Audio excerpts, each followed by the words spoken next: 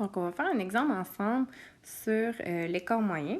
La première chose à faire, c'est toujours de trouver la moyenne. Donc, la moyenne, c'est la somme de toutes les données divisée par le nombre de données. Donc, dans notre cas, on a 12 plus 23 plus 24 plus 28 plus 35 plus 36 plus 36 plus 38. Et on divise ça par le nombre total de données qui est 8. Donc, la moyenne, ça donnerait 29. Dans le tableau, on va aller écrire 29 partout, puisque la moyenne va rester inchangée à chaque fois. OK.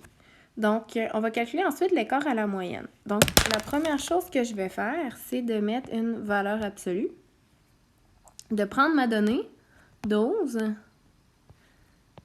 et de lui soustraire la moyenne. Évidemment, ça donne moins 17, mais nous, on va écrire 17 parce qu'un écart moyen, c'est toujours positif et que la valeur absolue ramène le nombre positif. Ensuite, on va prendre la donnée qui est 23 et on va lui soustraire 29. Donc, on obtient 6. Ensuite, 24 moins 29, on va avoir 5. Ensuite, 28 moins 29 qui va donner moins 1, mais valeur absolue de ça, ça va donner 1. 35 moins 29, on va avoir 6. Ensuite, 36 moins 29, 7. Même chose ici, 36 moins 29, 7. Et finalement, 38 moins 29 égale à 9. Bon, maintenant, ce qu'on veut faire, c'est faire la moyenne de toutes ces données-là. Donc, c'est comme si c'était simplement une nouvelle distribution à laquelle on voulait faire la moyenne. Donc, on va faire l'écart moyen. 17 plus 6 plus 5 plus 1 plus 6 plus 7 plus 7 plus 9, qu'on va diviser toujours par 8 puisqu'il y a encore 8 données. Ça devrait donner 7,25. Donc, l'interprétation nous intéresse toujours. Ici, l'écart moyen est quand même élevé. On pourrait y aller avec les données sont relativement éloignées de la moyenne, sans dire qu'ils le sont. C'est un petit peu moins grand que tout à l'heure. Si on regarde, c'est sûr qu'on a des données très, très proches de la moyenne, comme par exemple 28 ici, super proche, mais on a par exemple 12 qui est beaucoup plus éloigné. Mais quand même, les données sont plus proches que tantôt. Tantôt, ça donnait 13 point quelque chose. Ça donnait 13,33, donc c'est un petit peu plus grand. Donc maintenant, on va aller faire le dernier exemple à partir d'un tableau. C'est un petit peu différent. Donc, la première étape ne change pas. C'est encore une fois de faire la moyenne.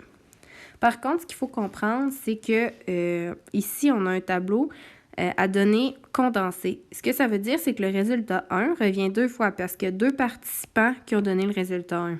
Après ça, on a le résultat 2 qui revient une fois. Le résultat 3 qui revient 5 fois. Et ainsi de suite. Donc, quand on va faire la moyenne, il faut en tenir compte. On va donc avoir 1 fois 2, plus 2 fois 1, plus 3 fois 5, plus 4 fois 12, plus 5 fois 10, qu'on va diviser par le nombre total de données qu'on va obtenir en faisant l'effectif total, donc en faisant 2 plus 1 plus 5 plus 12 plus 10, et ça devrait donner 30. Donc, la moyenne, c'est 3,9. Maintenant, on a par la suite, on va être capable d'aller faire l'écart moyen. Je vous suggère de peut-être vous ajouter une petite colonne pour vous aider pour que vos démarches soient un petit peu plus structurées. Donc, cette colonne-là, ben, ça va être ma colonne écart.